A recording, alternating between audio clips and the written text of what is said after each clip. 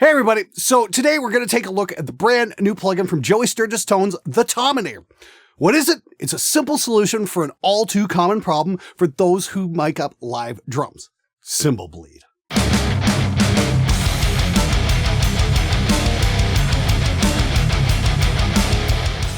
As you guys know, I am into live drums. I love working with drummers, miking up live kits, the whole experience.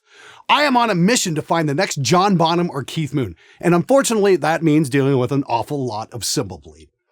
You guys have seen me scream at drummers to ease up on the hats, place them further away from the snare, and beg them to use just a little bit of finesse when it comes to hitting cymbals. Because I love close mics on the drums. I love cranking them up, EQing them, compressing the hell out of them. I'm after cannons. And in my opinion, the single most important mic on the kit is the snare mic. If you've got too much hi-hat bleeding into that mic, it can really ruin the entire drum sound. However, it seems as though the gang over at Joey Sturgis Tones might have solved this issue. I'll say this, I love what these guys do with plugins. They have very simple controls that are easy to learn and extremely effective. The Tominator is no exception.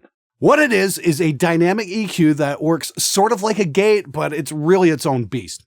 There are 6 controls. The big knob is the cutoff. This sets the frequency of what Tominator will be clamping down on, and it's a variable low-pass filter that goes all the way down to 20 Hertz.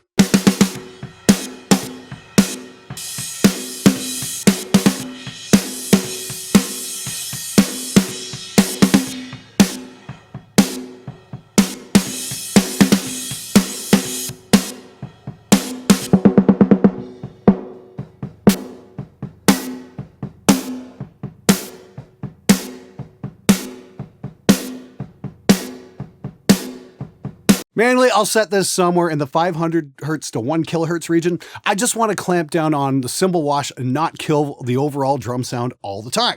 The rest of the controls are pretty standard. Threshold controls what level the drum must hit for the low pass filter to open up. Release controls how much time it takes to recover.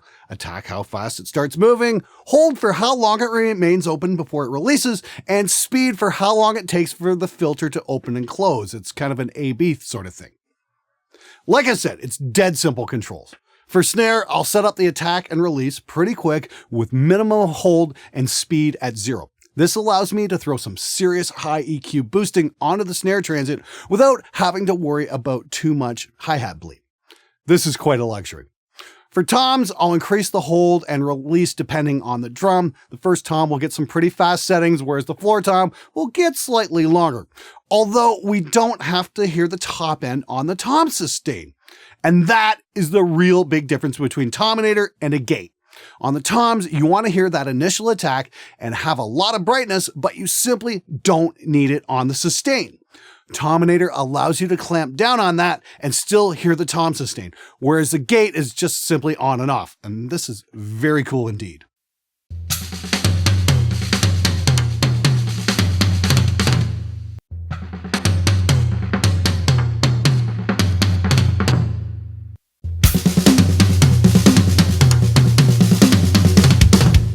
I love the fact that it allows me to get aggressive with my processing. I can boost up the high frequencies and not have to worry too much about cymbal bleed. And the great thing is you don't even have to get all too aggressive with Tominator for it to make a difference. You can set your cutoff at like even 4 and 5K just to get rid of the extreme cymbal wash.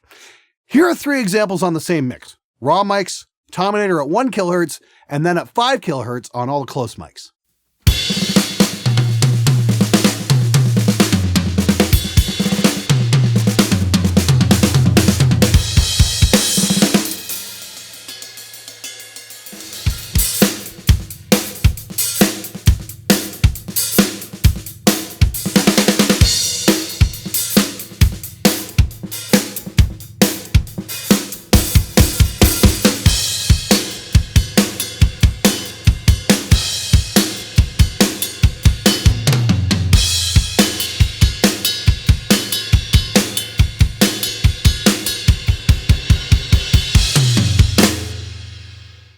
How aggressive you want to get with Tominator is completely up to you.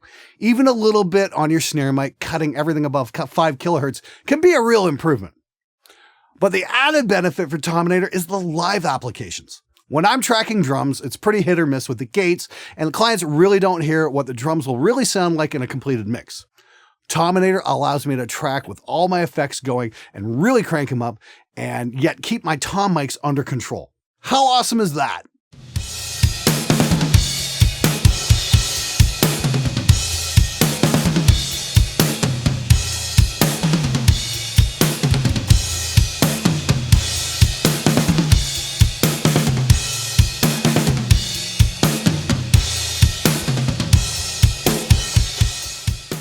You live guys really want to check this one out. I can see this being a real lifesaver in a club situation.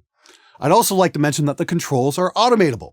So if you've got some intricate snare work going on in one of your recordings, like a lot of ghost notes, it's simply a case of highlighting the section and automating the threshold lower.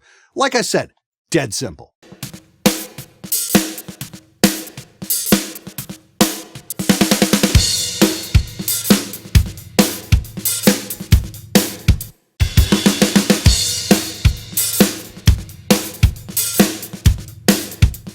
If you're tracking or mixing live drums, take a serious look at the Tominator, as it will save you some grief. You can check it out at tominator.co/SpectreMedia.